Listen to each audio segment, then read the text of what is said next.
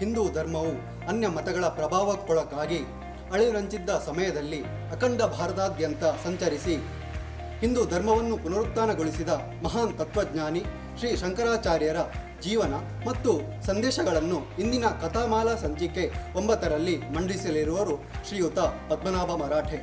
ಶ್ರೀಯುತರು ಕಟೀಲು ಶ್ರೀ ದುರ್ಗಾ ಸಂಸ್ಕೃತ ಸ್ನಾತಕೋತ್ತರ ಅಧ್ಯಯನ ಮತ್ತು ಸಂಶೋಧನಾ ಕೇಂದ್ರದಲ್ಲಿ ಪ್ರಾಚಾರ್ಯರು ಮತ್ತು ಮಂಗಳೂರು ವಿಶ್ವವಿದ್ಯಾನಿಲಯದಲ್ಲಿ ಸಂಸ್ಕೃತ ಅಧ್ಯಯನ ಮಂಡಳಿಯ ಅಧ್ಯಕ್ಷರೂ ಆಗಿರುತ್ತಾರೆ. ಗುರುರ್ಬ್ರಹ್ಮ ಗುರುರ್ವಿಷ್ಣು ಗುರುರ್ದೇವೋ ಮಹೇಶ್ವರ ಗುರುಸಾಕ್ಷಾತ್ ಪರಬ್ರಹ್ಮ ತಸ್ಮೈ ಶ್ರೀ ಗುರವೇ ನಮಃ. ಶ್ರುತಿಸ್ಮೃತಿಪುರಾಣಾನಾಂ ಆಲಯಂ ಕರುಣಾಲಯಂ ನಮಾಮಿ ಭಗವತ್ಪಾದಶಂಕರಂ ಲೋಕಶಂಕರಂ. ಆತ್ಮೀಯರೇ, ಈ ವಿಶ್ವದಲ್ಲಿ ಅಧರ್ಮ ತಾಂಡವವಾಡುವಾಗ ಆ ಅಧರ್ಮ ನಿವಾರಣೆಯನ್ನು ಮಾಡಿಕೊಂಡು ಧರ್ಮ ಸಂಸ್ಥಾಪನೆಗೋಸ್ಕರ ಅನೇಕ ಮಹಾಮಹಿಮರು ಅವತಾರಗಳನ್ನು ತಾಳ್ತಾರೆ. ಭಗವಂತ ಭಗವದ್ಗೀತೆಯಲ್ಲಿ ಹೇಳಿದಂತೆ ಯದಾ ಯದಾ ಹಿ ಧರ್ಮಸ್ಯ ಗ್ಲಾನಿರ್ಭವತಿ ಭಾರತ ಅಭ್ಯುತ್ಥಾನಮಧರ್ಮಸ್ಯ ತದಾತ್ಮಾನಂ ಸೃಜಾಮ್ಯಹಂ ಪರಿತ್ರಾಣಾಯ ಸಾಧೂನಾಂ ವಿನಾಶಾಯ ಚ ದುಷ್ಕೃತಾಂ ಧರ್ಮ ಸಂಸ್ಥಾಪನಾರ್ಥಾಯ ಸಂಭವಾಮಿ ಯುಗೆ ಯುಗೆ. ಪರಿತ್ರಾಣಾಯ ಸಾಧೂನಾಂ ಅಂದರೆ ಸಜ್ಜನರ ಸಂರಕ್ಷಣೆಯಾಗಬೇಕು. ವಿನಾಶಾಯ ಚ ದುಷ್ಕೃತಾಂ ಕೆಟ್ಟವರ ನಾಶ ಆಗಬೇಕು. ಧರ್ಮ ಸಂಸ್ಥಾಪನೆಯಾಗಬೇಕು. ಇದು ಭಗವಂತನ ಮೂಲ ಉದ್ದೇಶ. ಈ ಉದ್ದೇಶದ ಈಡೇರಿಕೆಗೆ ಅಧರ್ಮ ಅತಿಯಾದಾಗ ಭಗವಂತ ಹೊಸ ಹೊಸ ರೂಪಗಳನ್ನು ತಾಳಿ ಈ ಭೂಮಿಗೆ ಅವತರಿಸ್ತಾನೆ. ಅದನ್ನು ಅವತಾರ ಅಂತ ಕರೀತಾರೆ. ಹೀಗೆ ಈ ಭರತಖಂಡದಲ್ಲಿ ಒಂದು ಸಂದರ್ಭದಲ್ಲಿ ಅನೇಕ ಮತೀಯವಾದಂತಹ ಚಿಂತನೆಗಳಿಂದ ತಮ್ಮದೇ ಮತಶ್ರೇಷ್ಠ ಎನ್ನುವಂತಹ ಒಂದು ಜನರು ಜಗಳಾಡುವ ಕಾಲಕ್ಕೆ ಎಲ್ಲ ಮತಗಳ ಸಾರ ಒಂದೇ ಎನ್ನುವಂಥದ್ದನ್ನು ಜಗತ್ತಿಗೆ ತೋರಿಸಿದವರು ಆಚಾರ್ಯ ಶ್ರೀ ಶಂಕರ ಭಗವತ್ಪಾದರು. ಭಾರತದ ಸಾಂಸ್ಕೃತಿಕ ಇತಿಹಾಸದಲ್ಲಿ ಧ್ರುವ ತಾರೆಯಾಗಿ ಜನಿಸಿದವರು ಆಚಾರ್ಯ ಶ್ರೀ ಶಂಕರ ಭಗವತ್ಪಾದರು. ತತ್ವಜ್ಞಾನ ಕ್ಷೇತ್ರದಲ್ಲಂತೂ ಇವರ ಸಾಧನೆ ಸಿದ್ಧಿ ಅತ್ಯಪೂರ್ವವಾದುದು. ಕ್ರಿಸ್ತಶಕ 6-7ನೇ ಶತಮಾನದ ಕಾಲಕ್ಕೆ ಇಲ್ಲಿ ಭರತಖಂಡದಲ್ಲಿ ಈ ಮತೀಯವಾದಂತಹ ಚಿಂತನೆಗಳಿಂದ ತಾವು ನಂಬುವಂತಹ ಮತವೇ ಶ್ರೇಷ್ಠ, ತಾವು ನಂಬುವಂತಹ ದೇವರೇ ಶ್ರೇಷ್ಠ, ಅದಕ್ಕಿಂತ ಮಿಗಿಲಾದ ದೇವರಿಲ್ಲ ಎನ್ನುವಂತಹ ಮತಗಳ ಚಿಂತನೆಗಳು ಹಲವಾರು ಬೆಳೆದಿದ್ದವು. ಶಾಕ್ತ ಪರಂಪರೆ, ವೈಷ್ಣವ ಪರಂಪರೆ, ಶೈವ ಪರಂಪರೆ, ಆ ಎಲ್ಲ ತತ್ವಗಳಲ್ಲಿ ಒಂದಷ್ಟು ಹುರುಳಿದೆ. ಅದೆಲ್ಲವೂ ಜಾಳು ಅಲ್ಲ. ಆದರೆ ಅದೆಲ್ಲವನ್ನೂ ಮೀರಿ ನಮ್ಮ ಕಣ್ಣಿಗೆ ಕಾಣದ ಒಂದು ಭಗವಶಕ್ತಿ ಇದೆ. ಅದೇ ಅನೇಕ ರೂಪದಲ್ಲಿ ಹೊಸ ಹೊಸ ರೂಪಗಳನ್ನು ಪಡೀತದೆ, ಹೊಸ ಹೊಸ ಹೆಸರುಗಳನ್ನು ಧರಿಸ್ತದೆ ಎನ್ನುವಂಥದ್ದನ್ನು ಒಂದು ನಿರ್ಗುಣ ನಿರ್ವಿಕಾರವಾದಂತಹ ಭಗವತ್ ತತ್ವವನ್ನು ಪ್ರತಿಪಾದಿಸಿದವರು ಆಚಾರ್ಯ ಶ್ರೀ ಶಂಕರ ಭಗವತ್ಪಾದರು. ಒಂದು ತನ್ಮೂಲಕ ಏನು ಸಾಧ್ಯವಾಗತ್ತೆ ಅಂತ ಹೇಳಿದರೆ, ಜನಗಳಲ್ಲಿರುವಂತಹ ಕಾಮ, ಕ್ರೋಧ, ಲೋಭ, ಮೋಹ, ಮದ, ಮಾತ್ಸರ್ಯಗಳು, ಈ ಅರಿಷಡ್ವರ್ಗಗಳು ಅಂತ ಏನಿವೆ, ಆ ಅರಿಷಡ್ವರ್ಗಗಳನ್ನು ಸ್ವಲ್ಪ ದೂರ ಇಟ್ಟು ಮನುಷ್ಯನನ್ನು ಮನುಷ್ಯನಾಗಿ ನೋಡುವಂತಹ ಒಂದು ಪ್ರಕ್ರಿಯೆಗೆ ಆಚಾರ್ಯ ಶ್ರೀ ಶಂಕರ ಭಗವತ್ಪಾದರು ಅನೇಕ ಕೊಡುಗೆಗಳನ್ನು ಕೊಟ್ಟಿದ್ದಾರೆ. ಅವರ ಜನ್ಮ ಕೇರಳದ ಕಾಲಡಿಯಲ್ಲಿ ಆಯಿತು. ಪ್ರಾಕೃತಿಕ ಸೌಂದರ್ಯದಿಂದ ಕೂಡಿದಂತಹ ಕೇರಳದಲ್ಲಿ ವೈಶಾಖ ಶುಕ್ಲ ಪಂಚಮಿಯಂದು ಆಚಾರ್ಯ ಶ್ರೀ ಶಂಕರ ಭಗವತ್ಪಾದರ ಜನ್ಮವಾಯಿತು. ಇಂದಿಗೂ ಸಹ ಇಡೀ ನಮ್ಮ ಭರತಖಂಡದಲ್ಲಿ ವೈಶಾಖ ಶುಕ್ಲ ಪಂಚಮಿಯನ್ನು ಆಚಾರ್ಯ ಶಂಕರ ಜಯಂತಿ ಎಂಬುದಾಗಿ ನಾವೆಲ್ಲರೂ ಆಚರಿಸ್ತೇವೆ. ಅಷ್ಟೇ ಅಲ್ಲ, ಕೇಂದ್ರ ಸರ್ಕಾರವು ಈ ದಿನವನ್ನು ತತ್ವಜ್ಞಾನಿಗಳ ದಿನ, ಫಿಲಾಸಾಫರ್ಸ್ ಡೇ ಎಂಬುದಾಗಿ ಘೋಷಣೆ ಮಾಡಿದೆ. ಆಚಾರ್ಯ ಶಂಕರರ ಕುರಿತಾಗಿ ನಿಶ್ಚಿತವಾಗಿ ಇಂಥದೇ ಇಸವಿಯಲ್ಲಿ ಹುಟ್ಟಿದರು ಎನ್ನುವುದಕ್ಕೆ ಸಮಕಾಲೀನವಾದಂತಹ ಐತಿಹಾಸಿಕ ದಾಖಲೆಗಳು ಯಾವುದೂ ಸಿಗ್ತಾ ಇಲ್ಲ. ಆದರೆ ಅವರ ನಂತರದವರು ಶಂಕರ ಅವರ ಶಿಷ್ಯರು ಬರೆದಂತಹ ಶಂಕರ ದಿಗ್ವಿಜಯವೇ ಮೊದಲಾದಂತಹ ಗ್ರಂಥಗಳಲ್ಲಿ ಇವರ ಜನ್ಮ ವಿವರಗಳು ಒಂದಿಷ್ಟು ನಮಗೆ ಪ್ರಾಪ್ತವಾಗುತ್ತವೆ. ಈ ಗ್ರಂಥಗಳಲ್ಲಿ ಒಂದಷ್ಟು ವಿರೋಧಾಭಾಸಗಳು ಇದ್ದಿರಬಹುದಾದರೂ ಎಲ್ಲ ಗ್ರಂಥಗಳಲ್ಲಿಯೂ ಸಮಾನವಾದಂತಹ ಒಂದಷ್ಟು ಅಂಶಗಳನ್ನು ಹೆಕ್ಕಿ ವಿದ್ವಾಂಸರು ಅವರ ಚರಿತ್ರೆಯನ್ನು ಜೋಡಿಸಿದ್ದಾರೆ. ಕೇರಳದ ಶಿವಗುರು ಮತ್ತು ಆರ್ಯಾಂಬ ಎಂಬಂತಹ ದಂಪತಿಗಳಿಗೆ ಜನಿಸಿದಂತಹ ಆಚಾರ್ಯ ಶ್ರೀ ಶಂಕರರು ತಮ್ಮ ಅನೇಕ ಕಾಲದಲ್ಲಿ ಆರ್ಯಾಂಬ ಮತ್ತು ಶಿವಗುರು ದಂಪತಿಗಳಿಗೆ ಸಂತಾನವಾಗಿರಲಿಲ್ಲ. ಭಗವಂತನಾದಂತಹ ಚಂದ್ರಮೌಳೀಶ್ವರನಲ್ಲಿ ಬೇಡ್ತಾರೆ. ಆಗ ಅವರಿಗೆ ಒಂದು ಷರತ್ತನ್ನು ಭಗವಂತ ವಿಧಿಸ್ತಾನೆ. ಮುಗ್ಧನಾದಂತಹ ದೀರ್ಘಾಯುಷಿಯಾದಂತಹ ಮಗ ಬೇಕೆ, ಅಥವಾ ವಿದ್ವಾಂಸನಾದಂತಹ ಸರ್ವಜ್ಞನಾದಂತಹ ಅಲ್ಪಾಯುಷಿಯಾದಂತಹ ಮಗ ಆಗಬಹುದೇ ಎಂಬುದಾಗಿ. ಆಗ ಶಿವಗುರು ದಂಪತಿಗಳು ಹೇಳ್ತಾರೆ, ನಮಗೆ ಅಲ್ಪಾಯುಷಿಯಾದರೂ ಪರವಾಗಿಲ್ಲ, ಸರ್ವಜ್ಞನಾದಂತಹ ಮಗನನ್ನು ಕರುಣಿಸು ಅಂಥೇಳಿ. ಈ ರೀತಿಯಾಗಿ ವೈಶಾಖ ಶುಕ್ಲ ಪಂಚಮಿಯಂದು ಆಚಾರ್ಯ ಶ್ರೀ ಶಂಕರ ಭಗವತ್ಪಾದರ ಜನ್ಮವಾಗ್ತದೆ, ಅವತಾರವಾಗ್ತದೆ. ಹುಟ್ಟಿದ ತಕ್ಷಣ 5ನೇ ವರ್ಷದಲ್ಲಿ ಅವರಿಗೆ ಜನ್ಮಾತ್ ಪಂಚಮ ವರ್ಷದಲ್ಲಿ ಒಂದು ಉಪನಯನ ಸಂಸ್ಕಾರ ಮಾಡಬೇಕು ಎಂಬುದಾಗಿ ಆಲೋಚನೆ ಮಾಡಿದಾಗ ಆಚಾರ್ಯ ಶ್ರೀ ಶಂಕರ ಭಗವತ್ಪಾದರ ತಂದೆಯವರಾದಂತಹ ಶಿವಗುರುಗಳು ಅಕಾಲಿಕವಾದಂತಹ ನಿಧನವನ್ನು ಹೊಂತಾರೆ. ಆದರೂ ಶಂಕರಾಚಾರ್ಯರ ತಾಯಿ ಎದೆಗುಂದದೆ ತಮ್ಮ ಮಗನಿಗೆ ಉಪನಯನವನ್ನು ಮಾಡಿಸಿ ಗುರು ಮಠಕ್ಕೆ ಶಿಕ್ಷಣಕ್ಕೆ ಕಳಿಸ್ತಾರೆ, ವೇದಾಧ್ಯಯನಕ್ಕೆ ಕಳಿಸ್ತಾರೆ. ಅಲ್ಲಿ ಬಾಲಕನಾದಂತಹ ಶಂಕರ ಭಿಕ್ಷಾನ್ನಕ್ಕೆ ಗುರುಗಳಲ್ಲಿ ವಿದ್ಯೆಯನ್ನು ಕಲಿಯುತ್ತಾ ಒಂದಿನ ಭಿಕ್ಷೆಗೋಸ್ಕರವಾಗಿ ಮನೆಗಳನ್ನು ಹೋಗುವಂತಹ ಪದ್ಧತಿ ಆ ಕಾಲದಲ್ಲಿ ಇತ್ತು. ಅದನ್ನು ಭಿಕ್ಷಾನ್ನವಾಗಿ ಸ್ವೀಕರಿಸಬೇಕು ವಿದ್ಯಾರ್ಥಿಗಳು ಅಂಥೇಳಿ.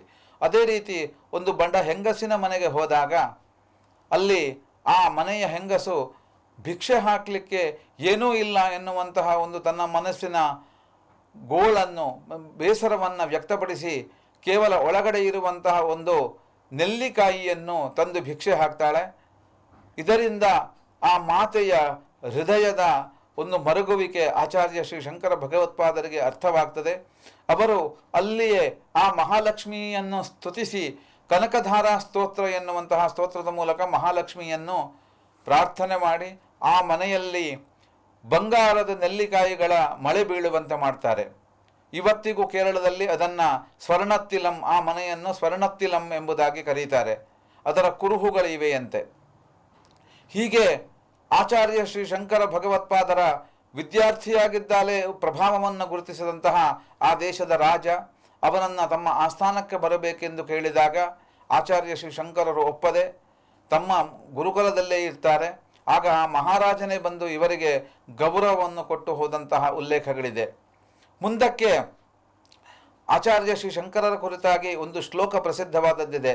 ಅಷ್ಟವರ್ಷೇ ಚತುರ್ವೇದಿ, ಅಂದರೆ 5ನೇ ವರ್ಷಕ್ಕೆ ಉಪನಯನವಾದಾಗ 8ನೇ ವರ್ಷಕ್ಕೆ 4 ವೇದಗಳನ್ನು ಅಧ್ಯಯನ ಮಾಡಿದ್ರು ಎಂಬುದಾಗಿ. ಅಷ್ಟವರ್ಷೇ ಚತುರ್ವೇದಿ, ದ್ವಾದಶೇ ಸರ್ವಶಾಸ್ತ್ರವಿತ್, 12ನೆಯ ವರ್ಷಕ್ಕೆ ಎಲ್ಲ ಶಾಸ್ತ್ರಗಳನ್ನು ಅಧ್ಯಯನ ಮಾಡಿದರು ಅಂಥೇಳಿ. ಷೋಡಶೇ ಕೃತವಾನ್ ಭಾಷ್ಯಂ, 16ನೇ ವರ್ಷಕ್ಕೆ ಎಲ್ಲ ಭಾಷ್ಯ ಅಂತ ಹೇಳಿದರೆ ಇವತ್ತು ಅನೇಕ ಗ್ರಂಥಗಳಿಗೆ ನಾವು ಕಾಮೆಂಟರಿ ಅಂತ ಏನು ಹೇಳ್ತೇವೆ, ಆ ಗ್ರಂಥಗಳಿಗೆ ಭಾಷ್ಯವನ್ನು ಬರೆದರು. ದ್ವಾತ್ರಿಂಶೇ ಮುನಿರಭ್ಯಗಾತ್, 32ನೇ ವಯಸ್ಸಿನಲ್ಲಿ ತಮ್ಮ ಒಂದು ಅವತಾರವನ್ನು ಸಮಾಪ್ತಿ ಮಾಡಿದರು ಎಂಬುದಾಗಿ ಒಂದು ಪ್ರಸಿದ್ಧವಾದಂತಹ ಶ್ಲೋಕ ಇದೆ. ಇದೇ ರೀತಿ ಅಷ್ಟವರ್ಷಗಳಲ್ಲಿ 8ನೇ ವರ್ಷಕ್ಕೆ ಆ ಚತುರ್ವೇದಗಳನ್ನು ಅಧ್ಯಯನ ಮಾಡಿಕೊಂಡು ಮುಂದೆ ಒಂದು ದಿನ ಸನ್ಯಾಸ ತಗೊಳ್ಬೇಕು ಎಂಬುದಾಗಿ ಅವರ ಮನಸ್ಸು ಮಿಡಿತಾ ಇರ್ತದೆ. ಆದರೆ ಅದು ಸಾಧ್ಯವಾಗೋದಿಲ್ಲ. ಒಂದಿನ ತಾಯಿಯೊಂದಿಗೆ ಮಗ ನದಿಗೆ ಸ್ನಾನಕ್ಕಾಗಿ ಹೋದಾಗ ಆ ನದಿಯಲ್ಲಿ ಒಂದು ಮೊಸಳೆ ಇವರ ಕಾಲನ್ನು ಹಿಡಿತದೆ.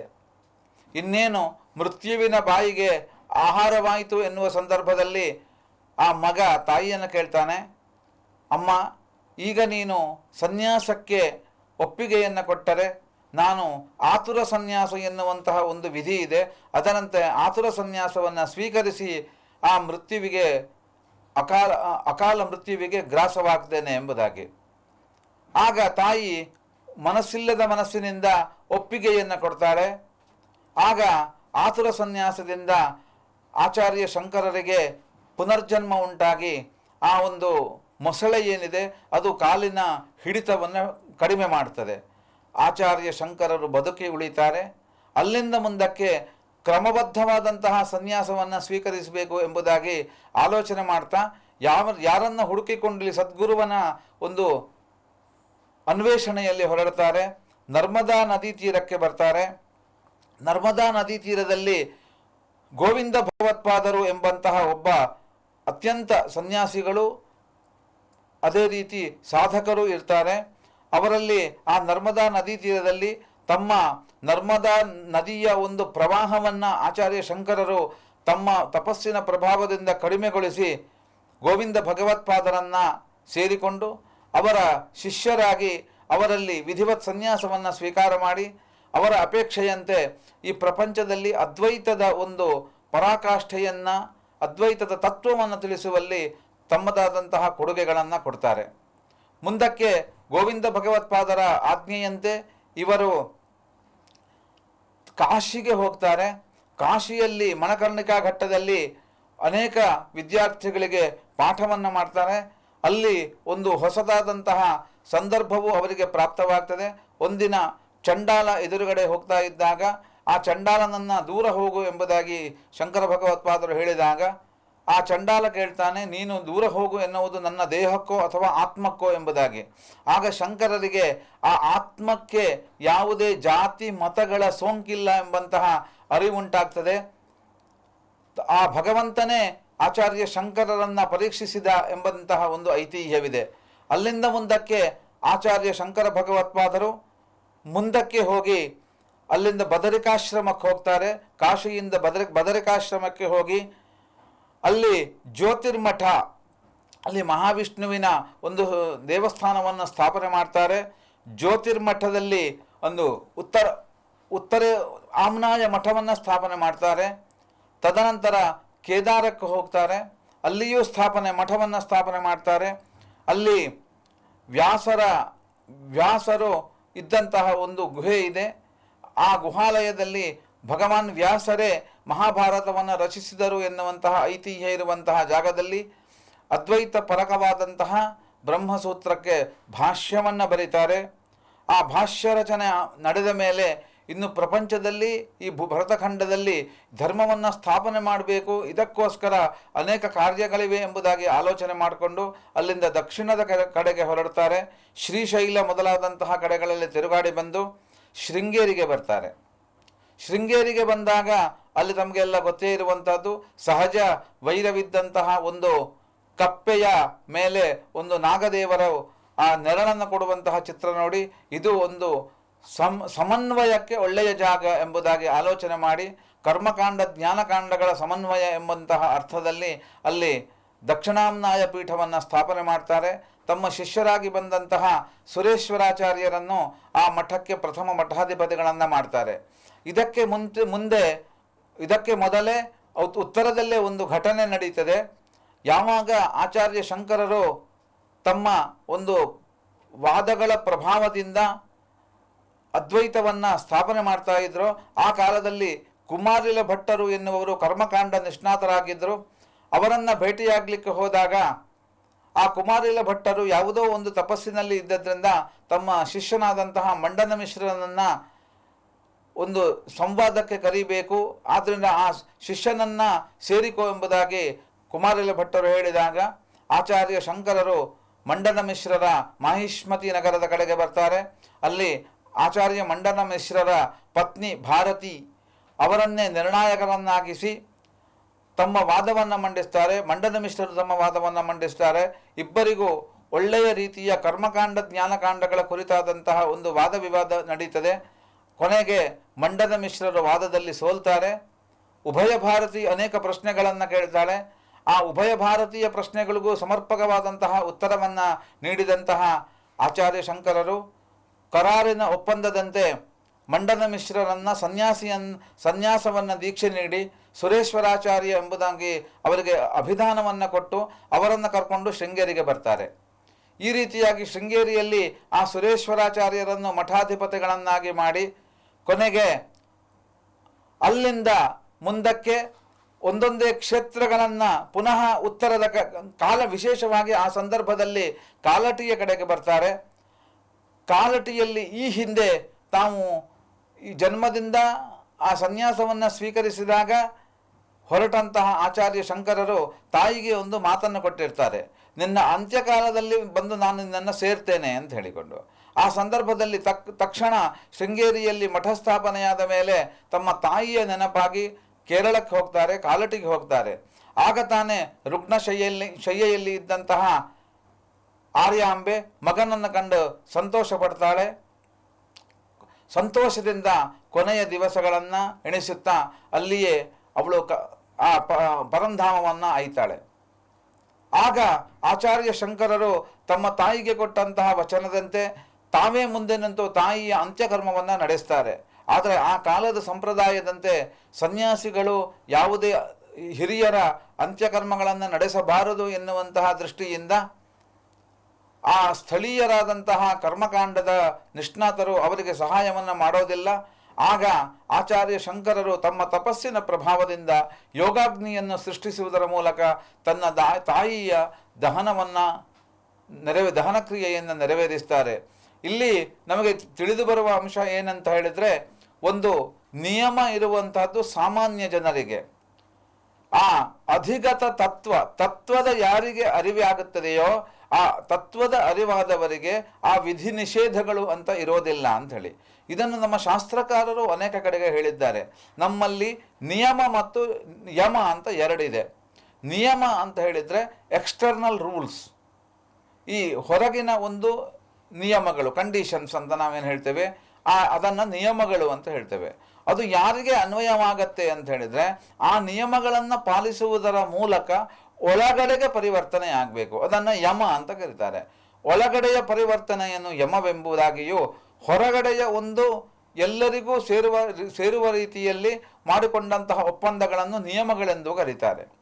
ಯಾರಿಗೆ ಯಮ ಈಗಾಗಲೇ ಸಾಧನೆಯಾಗಿದೆಯೋ ಆಂತರಂಗಿಕವಾದಂತಹ ಶುಚಿತ್ವವನ್ನು ಯಾರು ಪಡ್ಕೊಂಡಿರ್ತಾರೋ ಅವರಿಗೆ ಆ ಹೊರಗಿನ ನಿಯಮಗಳು ಅಷ್ಟಾಗಿ ತೊಂದರೆಯನ್ನು ಕೊಡಲಾರವು. ಈ ದೃಷ್ಟಿಯಿಂದ ಆಚಾರ್ಯ ಶಂಕರರು ಸಹ ತಮ್ಮ ಯೋಗಾಗ್ನಿಯಿಂದ ಮೂಲಕ ತಮ್ಮ ಸಾಧನೆಯನ್ನು ಮೆರೆದಿದ್ದರು. ಅದರ ಹಿಂದೆ ತಾವು ಬಾಲಕನಾಗಿದ್ದಾಗಲೇ ತಾಯಿಯ ಕಷ್ಟವನ್ನು ಕಂಡಾಗ ಆ ಪೂರ್ಣಾ ನದಿ ದೂರದಲ್ಲಿ ಹರಿತಾ ಇತ್ತು, ಅವರ ಆಶ್ರಮದ ಸ್ವಲ್ಪ ದೂರದಲ್ಲಿ ಹರಿತಾ ಇತ್ತು. ತಾಯಿಗೆ ನೀರನ್ನು ತರುವುದು ಕಷ್ಟವಾಗ್ತದೆ ಎನ್ನುವ ಕಾರಣದಿಂದ ಆ ನದಿಯಲ್ಲಿ ಪ್ರಾರ್ಥನೆ ಮಾಡಿ ತಮ್ಮ ಮನೆಯ ಹತ್ತಿರದಲ್ಲಿಯೇ ಹರಿಯುವಂತೆ ಪ್ರಾರ್ಥನೆ ಮಾಡಿದಾಗ ಪ್ರಾಯಶಃ ಯೋಗವೋ ಏನೋ ಆ ಮಳೆಗಾಲದಲ್ಲಿ ಅದ್ಭುತವಾದಂತಹ ನೆರೆ ಬಂದು ಆ ನೀರು ಇವರ ಮನೆಯ ಹತ್ತಿರದಿಂದ ನದಿ ತನ್ನ ಪಾತ್ರವನ್ನು ಬದಲಿಸಿ ತಮ್ಮ ಮನೆಯ ಹತ್ತಿರದಿಂದ ಆ ನದಿ ಹೊರಟು ಹೋಗ್ತದೆ. ಈ ರೀತಿಯಾಗಿ ಅನೇಕ ಪವಾಡಗಳನ್ನು ಸೃಷ್ಟಿಸುವುದರ ಮೂಲಕ ಜನಮಾನಸದಲ್ಲಿ ಒಂದು ಧೀಮಂತ ಯತಿಯಾಗಿ ಅನೇಕ ಉದ್ಧಾರದ ಕಾರ್ಯಗಳನ್ನು ಮಾಡ್ತಾರೆ. ಅಲ್ಲಿಂದ ಮುಂದಕ್ಕೆ ಕೇರಳದಿಂದ ಮತ್ತೆ ಹೊರಟು ಪುರಿ, ದ್ವಾರಕಾ ಮೊದಲಾದ ಸ್ಥಾನಗಳಲ್ಲಿ ಮಠಗಳನ್ನು ಸ್ಥಾಪಿಸ್ತಾರೆ. ಆಚಾರ್ಯ ಶಂಕರರು ಸ್ಥಾಪಿಸಿದಂತಹ ಆಮ್ನಾಯ ಮಠಗಳು 4. ಪೂರ್ವದಲ್ಲಿ ಪುರಿಯಲ್ಲಿ ಋಗ್ವೇದ ಮಠ, ಋಗ್ವೇದ ಆಮ್ನಾಯ, ದಕ್ಷಿಣದಲ್ಲಿ ದಕ್ಷಿಣಾಮ್ನಾಯ, ಯಜುರ್ವೇದಕ್ಕೆ ವಿಶೇಷವಾದದ್ದು ಶೃಂಗೇರಿಯಲ್ಲಿ, ಪಶ್ಚಿಮದಲ್ಲಿ ಸಾಮವೇದಕ್ಕೆ ವಿಶೇಷವಾಗಿರುವಂಥದ್ದು ಪಶ್ಚಿಮಾಮ್ನಾಯ ದ್ವಾರಕೆಯಲ್ಲಿ, ಉತ್ತರದಲ್ಲಿ ಜ್ಯೋತಿರ್ಮಠ, ಇದನ್ನು ಇವತ್ತಿಗೂ ಜೋಶಿ ಮಠ ಅಂತ ಕರೀತಾರೆ.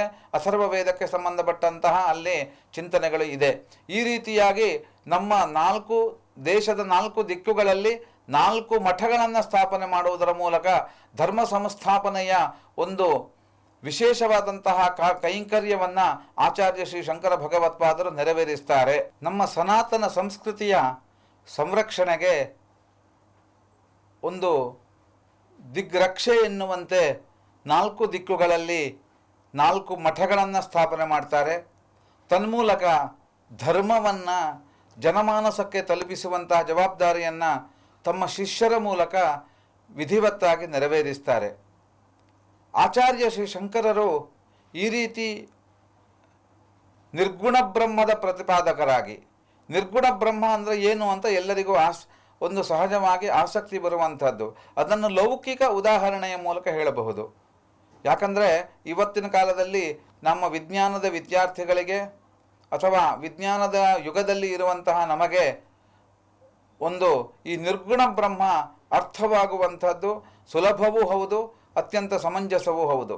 ಆಚಾರ್ಯ ಶ್ರೀ ಶಂಕರ ಭಗವತ್ಪಾದರ ಒಂದು ವೈಶಿಷ್ಟ್ಯವಂತ ಹೇಳಿದರೆ, ಅವರ ಉಪದೇಶಗಳಲ್ಲಿ ಯಾವುದೇ ನಿರ್ದಿಷ್ಟವಾದಂತಹ ಒಂದು ದೇವರನ್ನು ಹೇಳಲಿಲ್ಲ.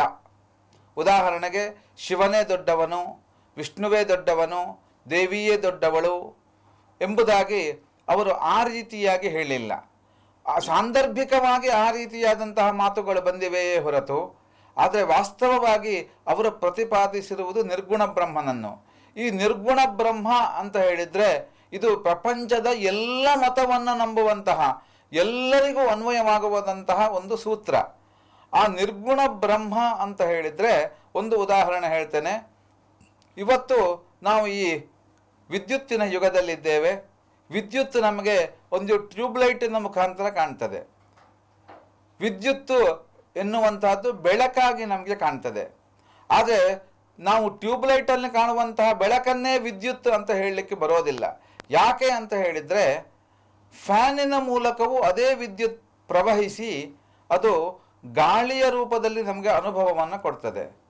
ಹಾಗೆಂದು ನಾವು ವಿದ್ಯುತ್ತನ್ನು ಗಾಳಿ ಎಂದು ಹೇಳುವ ಹಾಗಿಲ್ಲ. ಆ ವಿದ್ಯುತ್ತನ್ನು ತೋರಿಸಿ ಅಂತ ಹೇಳಿದರೆ ಫ್ಯಾನಿನಲ್ಲಿ ವಿದ್ಯುತ್ತನ್ನು ತೋರಿಸ್ಲಿಕ್ಕೆ ಸಾಧ್ಯ ಆಗೋದಿಲ್ಲ. ವಿದ್ಯುತ್ತು ಫ್ಯಾನಿನಲ್ಲಿ ಪ್ರವಹಿಸಿದಾಗ ಅದರ ರೆಕ್ಕೆಗಳು ಸಂಚಾರ ಉಂಟಾಗಿ ವಿದ್ಯುತ್ ಇದೆ ಎಂಬುದು ನಮಗೆ ಅರಿವಿಗೆ ಬರ್ತದೆಯೇ ಹೊರತು ಆ ವಿದ್ಯುತ್ತನ್ನು ಸಾಕ್ಷಾತ್ತಾಗಿ ನೋಡಲಿಕ್ಕೆ ಆಗೋದಿಲ್ಲ. ಅದೇ ರೀತಿ ಟ್ಯೂಬ್ಲೈಟ್ ಉರಿತದೆ ಎನ್ನುವುದರಿಂದ ಕರೆಂಟ್ ಇದೆ ಅಂತ ನಾವು ಪರಿಗಣಿಸ್ತೇವೆಯೇ ಹೊರತು ಕರೆಂಟನ್ನು ಅದು ಅಲ್ಲದೆ ನಮಗೆ ಅನುಭವ ಮಾಡಲಿಕ್ಕೆ ಆಗೋದಿಲ್ಲ. ಅದೇ ರೀತಿ ಅದೇ ವಿದ್ಯುತ್ತು ಫ್ರಿಜ್ಜಿಗೆ ಬಂದಾಗ ಆ ಫ್ರಿಜ್ಜು ವಿಚಿತ್ರವಾದ ಅನುಭವವನ್ನು ಕೊಡ್ತದೆ. ಕರೆಂಟು ಬಿಸಿಯಾದ ಅನುಭವವನ್ನು ಕೊಟ್ಟರೆ, ಅರ್ಥಾತ್ ಈ ಟ್ಯೂಬ್ಲೈಟ್ ಎನ್ನುವಂಥದ್ದು ಅಥವಾ ಬಲ್ಬುಗಳು ಬಿಸಿಯಾದ ಅನುಭವವನ್ನು ಕೊಟ್ಟರೆ ಫ್ರಿಜ್ಜು ನಮಗೆ ತಂಪಾದ ಅನುಭವವನ್ನು ಕೊಡ್ತದೆ. ಆದರೆ ಆ ಫ್ರಿಜ್ಜಿಗೆ ಆ ರೀತಿಯ ಅನುಭವವನ್ನು ಕೊಡಲಿಕ್ಕೆ ಅದರ ಮೂಲಭೂತವಾಗಿರುವಂಥದ್ದು ವಿದ್ಯುತ್ತೇ. ಈ ರೀತಿಯಾಗಿ ವಿದ್ಯುತ್ ಬಲ್ಬ್ ಆಗಿಯೂ, ಟ್ಯೂಬ್ಲೈಟ್ ಆಗಿಯೂ, ಫ್ಯಾನ್ ಆಗಿಯೂ, ಫ್ರಿಜ್ ಆಗಿಯೂ ಅನೇಕ ರೂಪಗಳಲ್ಲಿ ತನ್ನನ್ನು ತೋರ್ಪಡಿಸ್ಕೊಳ್ತದೆ. ಆದರೆ ಅದೆಲ್ಲದರ ಹೊರತಾಗಿ ಅದು ಇರ್ತದೆ. ಅದನ್ನು ನಮಗೆ ಕಾಣಲಿಕ್ಕೆ ಸಾಧ್ಯ ಆಗೋದಿಲ್ಲ. ಅರ್ಥಾತ್ ಈ ನಿರ್ಗುಣ ಬ್ರಹ್ಮ ಅಂದರೆ ಆ ನಿರ್ಗುಣ ಬ್ರಹ್ಮವು ಎಲ್ಲ ಕಡೆಗೆ ವ್ಯಾಪಿಸಿರುವಂಥದ್ದು. ನಾವಿವತ್ತು ಬ್ರಹ್ಮ ಅಂತ ಹೇಳಿದಾಕ್ಷಣ ಪ್ರಾಯಶಃ ಇದು ಯಾವುದೋ ಒಂದು ನಿರ್ದಿಷ್ಟವಾದಂತಹ ಮತಕ್ಕೆ ಸಂಬಂಧಪಟ್ಟ ದೇವರು ಅಂತ ಪರಿಗಣನೆ ಸಾಮಾನ್ಯರ ಕಲ್ಪನೆಗೆ ಬರಬಹುದು. ಆದರೆ ಬ್ರಹ್ಮ ಎನ್ನುವ ಶಬ್ದಕ್ಕೆ ಸಂಸ್ಕೃತದಲ್ಲಿ ಅದು ಎಲ್ಲ ಕಡೆಗೆ ವ್ಯಾಪಿಸಿರುವಂಥದ್ದು ಎಂಬ ಅರ್ಥದಲ್ಲಿ ಬ್ರಹ್ಮವೇ ಹೊರತು ಅವನು ಸೃಷ್ಟಿಕರ್ತನಾದಂತಹ ಹಿಂದೂಗಳ ಪುರಾಣದ ಪ್ರಕಾರ ಬ್ರಹ್ಮ ಅಂತ ಅಲ್ಲ. ಅದು ಬ್ರಹ್ಮ ಅಂತ ಹೇಳಿದಾಗ ಅದು ಎಲ್ಲ ಕಡೆಗೆ ವ್ಯಾಪಿಸಿರುವಂಥದ್ದು. ಸಂಸ್ಕೃತದಲ್ಲಿ ಯಾವುದೇ ಒಂದು ಶಬ್ದ ಅದರ ಒಂದು ವಿಶೇಷತೆ ಅಂತ ಹೇಳಿದರೆ ಅದು ಮಾಡುವ ಕ್ರಿಯೆ ಅಥವಾ ಅದರ ಅಸ್ತಿತ್ವದ ನೆಲೆಯಲ್ಲಿ ಅದರ ಹೆಸರು ಇರ್ತದೆ. ಅದು ಎಲ್ಲ ಕಡೆಗೆ ಇದೆ, ಅದರ ವ್ಯಾಪ್ತಿ ಎಲ್ಲ ಕಡೆಗೆ ಇದೆ ಎನ್ನುವ ಕಾರಣಕ್ಕೆ ಅದು ಬ್ರಹ್ಮವೇ ಹೊರತು ಅದು ನಿರ್ದಿಷ್ಟವಾದಂತಹ ಒಬ್ಬರು ದೇವರು ಅಲ್ಲ. ಆದ್ದರಿಂದ ಆ ಬ್ರಹ್ಮ ಎಲ್ಲ ಕಡೆಗೆ ವ್ಯಾಪಿಸಿದೆ. ಬ್ರಹ್ಮ ಉಪಬ್ರಹ್ಮಣೆ ಅದು ಅನೇಕ ರೂಪಗಳಲ್ಲಿ ನಮಗೆ ತೋರಲಿಕ್ಕೆ ಬರ್ತದೆ. ಈ ರೀತಿಯಾಗಿ ನಾವು ಸಾಕಾರ ನಿರಾಕಾರ ತತ್ವವನ್ನು ಗ್ರಹಿಸಬಹುದು. ಇದು ಪ್ರಪಂಚದ ಎಲ್ಲ ಮತಗಳಿಗೂ ಅನ್ವಯವಾಗುವಂತಹ ಒಂದು ಸೂತ್ರ. ಈ ಸೂತ್ರವನ್ನು ಆಚಾರ್ಯ ಶಂಕರ ಭಗವತ್ಪಾದರು ಹೇಳಿದ್ದಾರೆ. ಸಾಮಾನ್ಯವಾಗಿ ನಮ್ಮಲ್ಲಿ ಅನೇಕ ಮತಾಚಾರ್ಯರು ತಮ್ಮ ಮತವೇ ಶ್ರೇಷ್ಠ ಎಂಬಂತಹ ಒಂದು ವಿಚಾರವನ್ನು ಮಂಡಿಸ್ತಾರೆ. ಅದು ಶ್ರೇಷ್ಠವಾದದ್ದೇ. ಆಯಾ ಮತದಲ್ಲಿ ಸಾಮಾನ್ಯವಾಗಿ ಆ ಮತ ಪಂಥಾನುಯಾಯಿಗಳಿಗೆ ಅದನ್ನು ಒಂದು ಆಚಾರ್ಯರ ಉಪದೇಶ ಎನ್ನುವ ಅರ್ಥದಲ್ಲಿ ಅವರು ಅದನ್ನು ಸ್ವೀಕಾರ ಮಾಡ್ತಾರೆ. ಅದು ನಮ್ಮ ನಿತ್ಯ ಜೀವನಕ್ಕೆ ಬೇಕಾದದ್ದೇ. ಆದರೆ ಇನ್ನೊಂದು ಮತದ ವಿಚಾರ ಬಂದಾಗ ಅವರ ನಿಲುವು ಏನು ಎನ್ನುವುದರ ಕುರಿತಾಗಿ ಆ ಒಂದು ವಿಶ್ವಭ್ರಾತೃತ್ವ ಅಡಗಿದೆ. ಇನ್ನೊಂದು ಮತದ ಕುರಿತಾಗಿ ನಾವು ಮೇಲು ಕೀಳುಗಳ ಭಾವನೆಯನ್ನು ಹೊಂದಿರಬಾರದು. ಆಚಾರ್ಯ ಶ್ರೀ ಶಂಕರ ಭಗವತ್ಪಾದರ ಒಂದು ಸಿದ್ಧಾಂತದಲ್ಲಿ ಇರುವ ವೈಶಿಷ್ಟ್ಯವೇ ಇದು. ಕಣ್ಣಿಗೆ ಕಾಣದ ಒಂದು ಶಕ್ತಿ ನಮಗೆ ಕಣ್ಣಿಗೆ ಕಾಣುವ ಅನೇಕ ದೇವತೆಗಳ ರೂಪದಲ್ಲಿ, ಅದು ಕೇವಲ ಭಾರತದ ಭೂಮಿಯಲ್ಲಿ ಹುಟ್ಟಿದಂತಹ ದೇವತೆಗಳೇ ಆಗಿರಬೇಕಾಗಿಲ್ಲ, ವಿಶ್ವದ ನಾನಾ ಕಡೆಗಳಲ್ಲಿ ಹುಟ್ಟಿರುವಂತಹ ದೇವರು ಆಗಬಹುದು, ಅವರವರ ನಂಬಿಕೆಯ ದೇವರಾಗಬಹುದು, ಆಯಾ ರೂಪದಲ್ಲಿ ಪ್ರಕಟಗೊಂಡಿದೆ. ಆದರೆ ಆ ಪ್ರಕಟಗೊಂಡ ದೇವತೆಯ ರೂಪದ ಹಿನ್ನೆಲೆಯಲ್ಲಿ ಒಂದು ಅವ್ಯಕ್ತವಾದಂತಹ ಶಕ್ತಿ ಇದೆ. ಇದನ್ನು ಆಚಾರ್ಯ ಶಂಕರ ಭಗವತ್ಪಾದರು ಪ್ರತಿಪಾದನೆ ಮಾಡಿರುವಂಥದ್ದು.